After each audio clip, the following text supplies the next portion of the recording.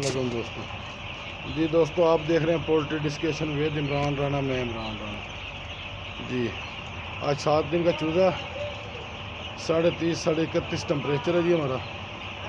ये चेक करें, Andy killed का इंजेक्शन हो रहा है।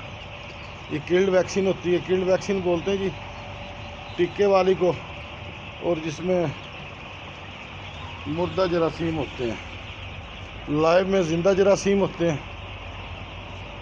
तो ये देखें, ये बदरिया इंजेक्शन होती है। अब ये 200 ml की है, 2000 चूज़े की, 0.1 ml इसकी डोज है जी। फिर चूज़े को गर्दन में लगाते हैं ज़ेरे जिल्द। तो इसके लिए बाकायदा वैक्सीनेटर मार्केट में मिल जाते हैं जी। तो वो वैक्सीन करते हैं, वो देखें हो रही है वैक्सीन, इंजेक्शन वाली वैक्सीन कर रहे हैं। और इस चूज़े का इंजेक्शन हो चुका।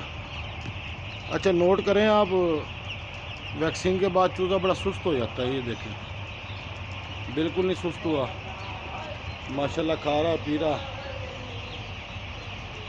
कोई स्ट्रेस नहीं लिया। ये देखें फीड पे कैसे लगा हुआ। ये देखें पोटा, आप चूज़े का कराब देखें आप, फुल ऑफ फीड।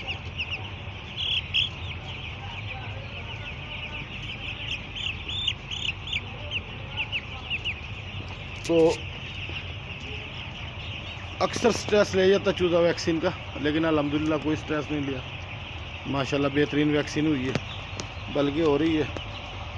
तो ब्रॉयलर में ये चौथे 5वें 6वें दिन पे होती है, 7वें दिन पे एक दफ़ा ही होती है। तो कुछ लोग इसे कहते हैं जी 20 दिन के बाद अपनी जाके टाइटर बनाती है, कुछ 25 दिन के बाद कहते हैं। बहरहाल सेफ़ तरीका ये, बेहतरीन तरीका। तो आज 7 दिन मुकम्मल हो गए। इंशाल्लाह कल के व्लॉग में मिलेंगे 7वें दिन के वज़न के साथ। वैसे आप आइडिया लगा लें क्या वज़न होगा चूज़े का। तो इसके साथ ही इजाज़त दीजिए। अल्लाह हाफ़िज़।